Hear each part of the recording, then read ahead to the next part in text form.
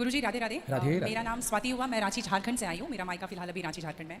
मेरा 4-5 सवाल है, इसलिए मैं फ़ोन लेकर के खड़ी हुई हूँ। मेरा पहला सवाल ये है गुरुजी की मम्मी जैसे जित्या करती है, हम लोग 3 भाई बहन हैं, 2 बहनें हैं, 1 भाई, और मेरे घर में एक छोटा सा कुत्ता भी है। तो वो गुरुजी भाई बहन के समान ही है, समझ लीजिए। मतलब मम्मी हम लोगों के कंपैरिजन में उसको ज़्यादा प्यार करती है। मोस्ट ऑफ द टाइम उसके पीछे ही मम्मी का जाता है। तो जब मम्मी जित्या करती है तो कहते हैं सबको पहनाती है वो बद्दी जित्या वाला, तो क्या हम उसको भी पहना सकते हैं? क्या पहनाती है? वो जित्या जो पहनते हैं ना, अभी जित्या वाला जो पर्व था कुछ दिन पहले, हाँ हाँ। या नहीं पहनाना चाहिए?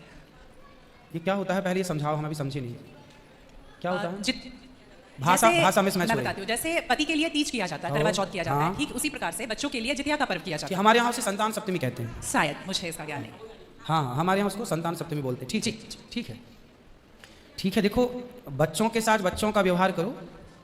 जीव मात्र से प्रेम करना बुरा नहीं है, सबसे प्रेम करो, सबको रोटी दो, सबको प्यार करो, सबको दुलार करो। प्यार दुलार करने में कोई बुराई नहीं, पर हर चीज़ की मर्यादाएं हैं। आप जितना प्यार अपने पति से करती हैं, आप उतना प्यार, उस तरह का प्यार पर पुरुष से करेंगे तो ये मर्यादा के खिलाफ है। मतलब प्यार आप कहेंगे नहीं जी, जैसा हम अपने पति से करते हैं वैसे तुमसे भी करेंगे, वो अमर्यादित हो जाएगा।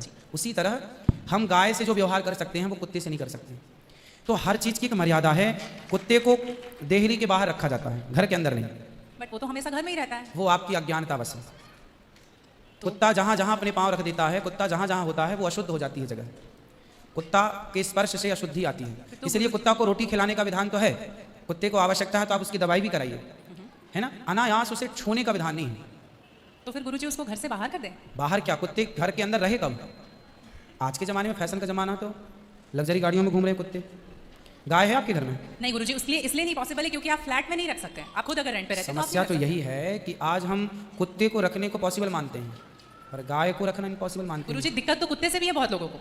लॉजिकली देखा जाए, अगर उसको हम बाहर लेकर के जाते हैं सौच के लिए तो उससे भी दिक्कत है, लेकिन कुत्ते में मैनेज हो जाता है क्योंकि हम बाहर लेके जाते हैं। एक्चुअली कुत्ते में आप लोग मैनेज करना सीख गए हैं। काश गाय के साथ भी मैनेज करना सीख गए होते तो गाय भी मैनेज हो जाती है अभ्यास से। अब कुत्ते के संग रहते रहते अभ्यास हो गया। गाय भी ना, छोटी सी गाय आती है जो हिमालय तरफ की गाय है ना, वो बहुत छोटी सी होती है। वो गाय यदि आप घर में रखेंगे तो वो आपके बिस्तर में सो सकती है, वो आपके संग खा सकती है। मतलब छोटी सी होती है, 1 लीटर दूध देती है वो, और इतनी प्यारी गाय होती है, इतनी सुंदर होती है। मतलब पूरे भारत देश की सर्वश्रेष्ठ नस्ल है वो, सबसे सुंदर सर्वश्रेष्ठ गाय। वो गाय सिर्फ कम दूध देती है। मतलब अपनी गौशाला में जितने छोटे छोटे बछड़े हैं ना, छोटे छोटे, मतलब सामान्य गैया का जो बछड़ा 1 महीने में होता है ना, उतनी बड़ी तो वो पूरी गाय होती है। मतलब उसे आप गोद में लेके जा सकते हैं। वो बच्चे की माँ बन गई है, लेकिन उस गाय को आप अपनी गोद में ले सकते हैं, वो भी गाय होती है। तो कुत्ते वालों को उस गाय के साथ मैनेज कर लेना चाहिए। अच्छा, मतलब उस हाइट, मतलब उस गाय की हाइट की ग्रोथ नहीं है, वो गाय की हाइट, वो गाय बहुत छोटी सी होती है, इतनी सी होती है कि आप उसे गोद में ले सकते हैं, आप उसे गोद में लेके पूरे घर में घूम सकते हैं। मतलब इतनी छोटी गाय होती है वो।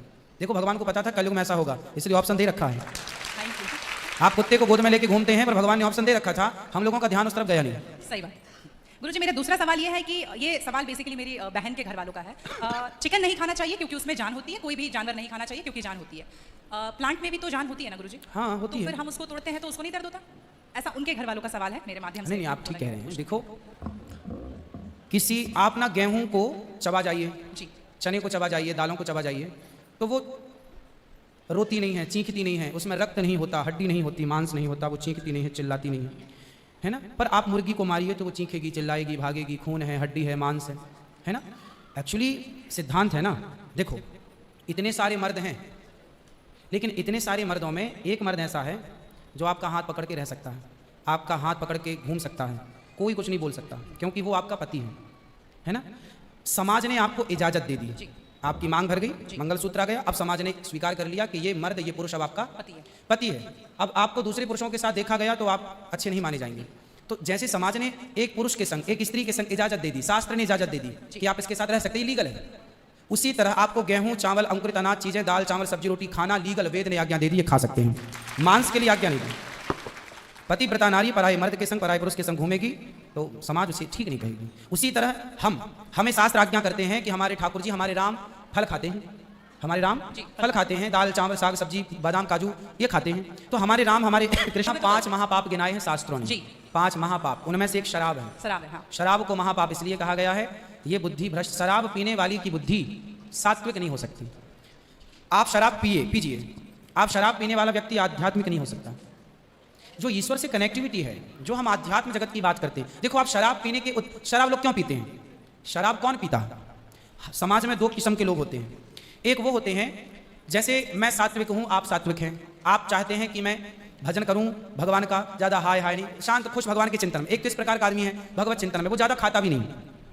एक आदमी कैसा है जो विषय भोगी है, शराब शरीर को गर्म करती है, शराब शरीर को गर्मी पहुंचाती है।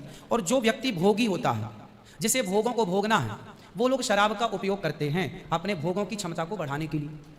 अब जिसे भोग भोगना है वो तो अपनी क्षमता भोगों की बढ़ाए और शराब पिए, परंतु जिसे भगवत प्राप्ति करना हो, ईश्वर से नेह करना हो, मन लगाना हो, संत लोग एक टाइम भोजन करते हैं, 2 टाइम नहीं खाते। बोले शरीर को केवल जिंदा रखना है, ज्यादा खिलाएंगे तो शरीर फिर हानिकारक है, मन भटकेगा। इसलिए यदि आपके अंदर ईश्वर की प्राप्ति की साधना है तो आपका आहार विहार शुद्ध अपने आप हो जाएगा। और मन में यदि कामना है तो फिर लोग तो चरस भी पीते हैं, अफीम भी लेते हैं। ये सब चरस अफीम क्या करती हैं? शरीर को उत्तेजित करती हैं। ये सब शरीर को उत्तेजित करने वाले पदार्थ हैं। तो बाकी जितने भी नशा वाली चीज हैं, गुटखा, खैनी, दारू जो भी हैं, ये सारे फिर उतने ही इक्विवेलेंटली सब नुकसानदायक है। खैनी से कैंसर होता है, सिगरेट से लंग्स खराब होते हैं। गुल से क्या होता है गुरुजी? किससे? गुल जो करते हैं, गुल क्या होता है? पाउडर एक होता है ना? नहीं, वो मैं जानता नहीं। चरस अफीम क्या कहते हैं? क्या है बेटा? ड्रग्स? नहीं, वो ड्रग्स नहीं होता, डब्बे में आता है गुल। नहीं, वो गांव के लोगों को मैंने देखा करते हुए। हाँ, तंबाकू चूना? नहीं, वो मैं उसके बारे में पहली बार सुन रहा हूँ, अब रिसर्च करना पड़ेगा वो चीज़ क्या है। मतलब कुछ भी नशीला पदार्थ देखो गलत है, सब गलत है। शराब कौन सी सही है? सिगरेट कोई पिए तो कौन सा समझदार है? आप खैनी खाएं, गुटखा खाएं, अब कौन सही, इसे कौन कहे? मूर्ख ही सही कहेगा, खाने वाला ही सही कह सकता है।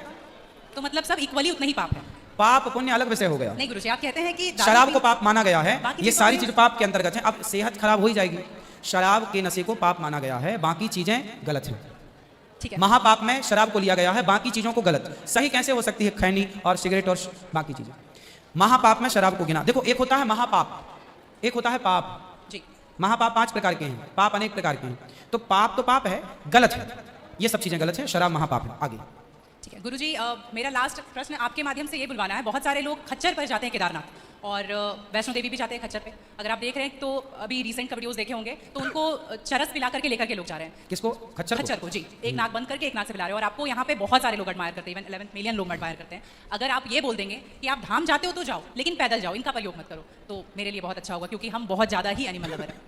तो ये देख करके लगा था मुझे कि कभी आऊंगी यहाँ तो आपके इसलिए पहले के लोग जब तीर्थ यात्रा पर वहाँ केदारनाथ बद्रीनाथ जाते थे तो इस उद्देश्य से जाते थे कि अब वापस नहीं आना। पहले के लोग जाते थे इस उद्देश्य से कि अब वापस नहीं आना, वहीं भगवत धाम में चले जाएंगे। आजकल इसलिए आज के ज़माने में तीर्थ इत्यादि जवानी में ही कर लो। माँ बाप को समय है, पाँव हाथ चल रहे हैं तो करा दो, भजन करो मस्त जवानी में, बुढ़ापा किसने देखा। तो समय से सब कर लो, बुढ़ापे में फिर तो खच्चर ही बचेगा। तो बुढ़ापे, जो देखो बूढ़े लोग हैं जो नहीं चल पा रहे हैं, पर आस्था है दर्शन की, तो वो अपने हिसाब से जाते हैं। नहीं तो गुरुजी हेलीकॉप्टर भी तो है ना? हाँ, हेलीकॉप्टर का बजट सबका नहीं होता, हेलीकॉप्टर से सब नहीं जा सकते ना, उसकी टिकट ही महंगी है, 25-50 हज़ार रुपये लगता है, लाख रुपये भी लगता होगा, भगवान जाने, मुझे नहीं पता कितना लगता है। अब सामान्य आदमी कहाँ वो 50 हज़ार की टिकट कटाएगा, वो तो 1000-2000 दे के जाना चाहेगा। तो सबके अपने अपने बजट हैं, पर ये कोशिश करो कि हम अपने पाँव पर चलें, हम किसी पर बोझ ना बने। ये सही है कि हम किसी जीव को परेशान ना करें। यदि वो गधा वधा जो भी है खच्चर, वो यदि स्वस्थ है, क्योंकि हमारे यहाँ राजाओं के ज़माने में घोड़ों पर ही सवारियाँ होती थी, रथ घोड़ों के द्वारा ही चलाए जाते थे, तो उन घोड़ों का ध्यान भी रखा जाता था। पंच परमेश्वर कहानी है, जुम्मन सिंह खलगू चौधरी, उसमें एक इक्का गाड़ी की भी कहानी है ना, तो उसमें बैल के द्वारा इक्का गाड़ी चलाई गई, उसका जिक्र है। तो हमारे यहाँ पहले ना, जैसे किसान खेत में जुताई करते थे, जुताई या तो बैलों से होती थी, तो बैलों को ना दिन भर जुताई में रखते थे और रात भर उनको चराते थे। रात भर वो अच्छा घास खाएं, दिन भर उनको जब भी गर्मी पड़े 2 घंटे का रेस्ट, 2 घंटे छोड़ दें, वो चर लें, वो पानी पी लें, मतलब उनका प्रॉपर ख्याल रखा जाता था। आज कुछ लोग क्या है, पैसे कमाने के लिए उनका ख्याल तो रखते नहीं है, और वो पैसे लेने के चक्कर में ना उसको भरपेट खिलाते हैं, ना उसका पानी का ध्यान, ना खाने का ध्यान, तो वो कमजोर हो जाता है, मर जाता है कई बार। वही प्रॉब्लम है गुरुजी, वो 5-5 बार चढ़ाते हैं और आने के टाइम पे पूरा पाँव टूट जैसा जाता है, और फिर उसका ध्यान नहीं, उसकी खिलाई पिलाई हो, और एक समय होता है, यदि जवान है तो उसको उपयोग में लिया जाए, बूढ़ा है तो उसको रिटायर कर दिया जाए। अब बूढ़े गधे के ऊपर भी लोगों को बिठा कर ले जाएंगे, तो हर व्यक्ति, जानवर हो या इंसान हो, हर चीज़ की क्षमता होती है, जवानी सबके साथ होती है और बुढ़ापा भी सबके साथ होता है। तो उन लोगों को भी इस बात का ख्याल रखना चाहिए। आप लोग भी अपने पाँव पर चलने की कोशिश करें, और कुल मिला के जीव पर कोई भी भार ना बने, जीव मात्र को हम परेशान ना करें। धन्यवाद गुरुजी, थैंक यू।